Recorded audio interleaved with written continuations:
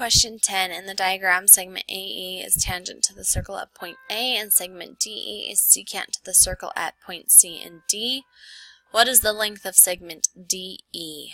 Okay, so again, notice that segment DE is made up of segment DC and CE, and there is an x minus 1. So we have to first find the value of x so that we can find the value of CE. So first, find the value of x. 2, substitute the found value x in equation EC. The distance of EC is equal to x minus 1.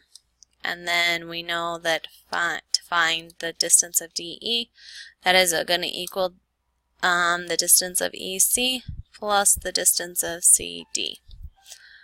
So that is what we're going to be headed for. So first find the value of x. Again, it's deciding which of these we're going to use. It's outside the circle, so are they secant intersecting lines or are they tangent and a secant intersecting line? It says it's a tangent line right here for A to E, and then the secant line is segment DE right there because it intersects the circle twice. Okay, so then we're going to use this one, the length of the tangent segment squared. So the length of the tangent segment is AE. So AE is going to be squared. And then the length of the whole secant segment is DE. Oh, I have caps on. And then the outside segment is CE. So then by substitution, AE is x plus 5. And since there's more than one term, I did include it in the parentheses. And again, remember that's being squared. My equation eliminated that. And then DE is that whole length.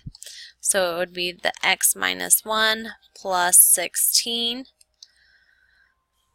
through segment addition, and CE is equal to x minus 1, and since there's more than one term, I included that in parentheses. So then I'm just going to scan and see if I can simplify anything really fast. X plus 5 aren't like terms, so that stays.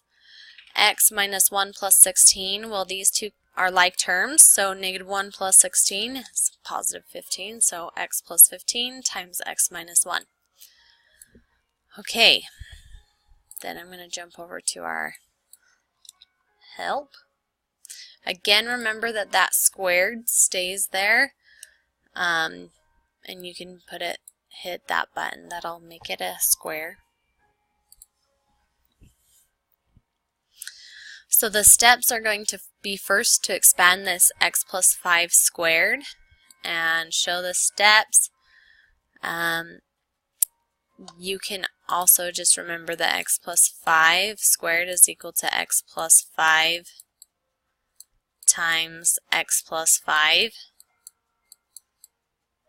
And we do know how to multiply, these are called binomials because there's two terms in each of them, by the FOIL, which is the acronym. So x times x, which is x squared.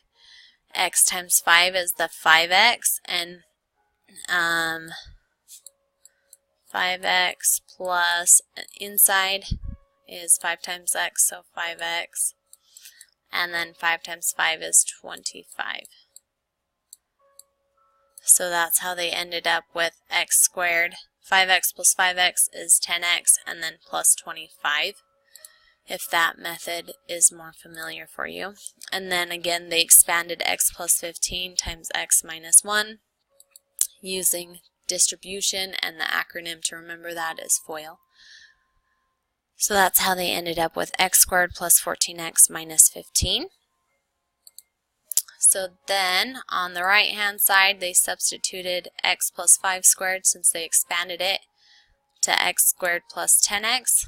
That's where this came from. And on the right hand side, since they expanded x plus 15 times x minus 1, and ended up with x squared plus 14x minus 15. That's where that came from. So now they're going to subtract 25 from both sides. That reduces down to 0. And so adding 0 to any value doesn't change it. So that's why they still had x squared plus 10x.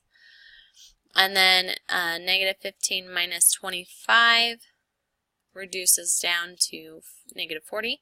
So then they still carried the x squared plus 14x down. And then they subtracted x squared plus 14x from both sides. So really, this could just look like this. X squared minus x squared and minus 14x. Because that's what they're saying to do. And that helps me keep track of what I'm doing a lot better than this minus in parentheses. So they're subtracting this at the same time. So x squared minus an x squared reduces down to 0. 10x minus 14x reduces down to a negative 4x, because 10 minus 14 is negative 4, and we still keep that x. Again, x squared minus x squared reduces down to a 0. And then 14x minus 14x also reduces down to 0. So, and then we have minus 40. So minus 40 plus 0 is just minus 40. So then we divide both sides by negative 4. Negative 4 divided by negative 4 reduces down to 1. And negative 40 divided by negative 40 reduces down to 10. So x is equal to 10. And again, remember this 1 is implied right here. This is just saying that one value of x is equal to 10. And then substitute the found value of x into the equation. The distance of EC equals x minus 1. So this would be 10 minus 1, which equals 9. So now we know that EC, the distance of EC is 9. We know the distance of CD is 16. So the distance of DE is 9 plus 16, which equals 25.